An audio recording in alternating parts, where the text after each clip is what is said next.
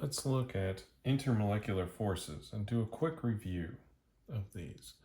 And we'll start with some of the strongest ones, and that is an ion-ion intermolecular force.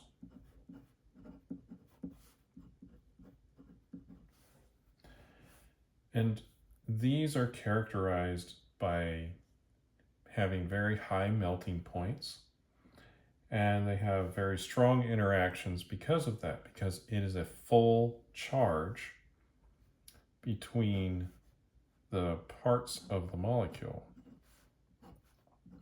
So if I just draw up the acetate ion and then provide a counter ion like sodium, you'll notice that there are full charges on each of these pieces. And so that is a very attractive thing, and having the full charge there provides the most amount of force. Now, if this charge was higher, like say if we replaced it with a calcium and we had this side replaced with something that has a -2 charge, like a sulfate or something, then that force could be even larger because the charge is greater. Other properties that you'll notice is that these tend to make conductive aqueous solutions, and they tend to be solid at room temperature.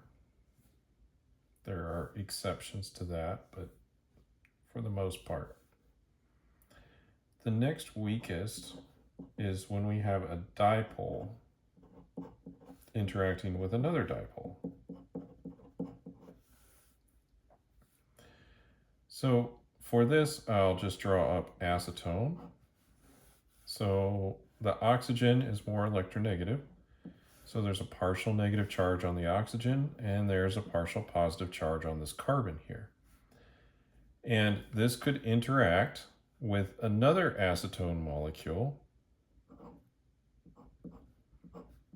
just like so, where the negative side, the oxygen, would interact more strongly with the positive portion of this molecule. And the important thing is that there's always this polarity, right? The oxygen's always negative. The carbon here is always going to be partially positive. It's not a full charge like our ion-ion interactions, which is why it's weaker, but it's relatively strong because there's this permanent dipole that exists. The next weakest, or the most weak interaction, is induced dipole.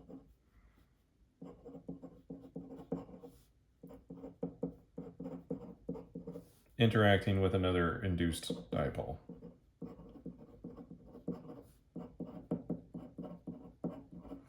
Now, all molecules have these, and so we can always rely on some intermolecular force. And let's just pick butane here. And so there's this cloud of electrons that are in this molecule, and they're constantly moving around. And so sometimes we might get a few more electrons on this side of the molecule and a few less electrons on that side. And if it's nearby to another molecule of butane or something else similar, then this slight charge imbalance that is momentary could induce a little bit of some charge in it, and then there'd be a small amount of attraction in between these two molecules. It doesn't stay that way, unlike our dipoles, and so it will switch, and then maybe there's more charge over here, and then positive over here, and it flips around, and so that's why these are weaker. Now, all of these forces scale with the size of the molecule. The larger the molecule is, the more intermolecular forces you'll have, but especially for the induced dipole. And also, if we have larger, more electron containing substances, then they have more dipoles.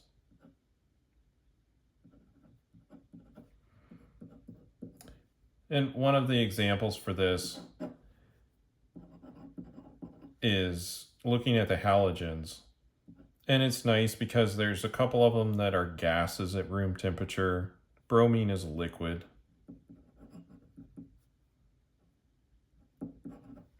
And iodine is a solid. And the difference here being that there's more electrons and they're more polarizable. It's easier to move the electrons from one side of the molecule to the other, especially when the electrons get further and further from the nucleus, like they are in the bromine and the iodine.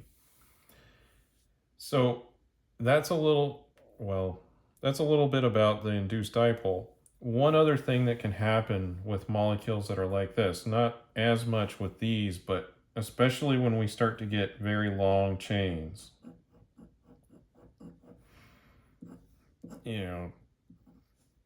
Long chains like this. Like, you might ask yourself, well, what is pavement made out of?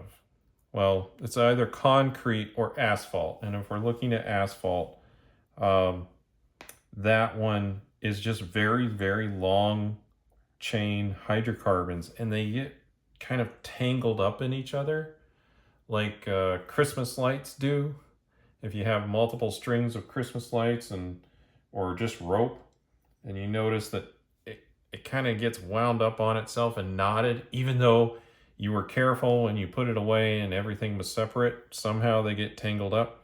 Well, molecules are always moving around, so it's really easy for them to get tangled up and caught up in each other. And so the longer the chains are, the easier it is for them to get tangled up, and they can get quite solid because of that, just off of induced dipole interactions.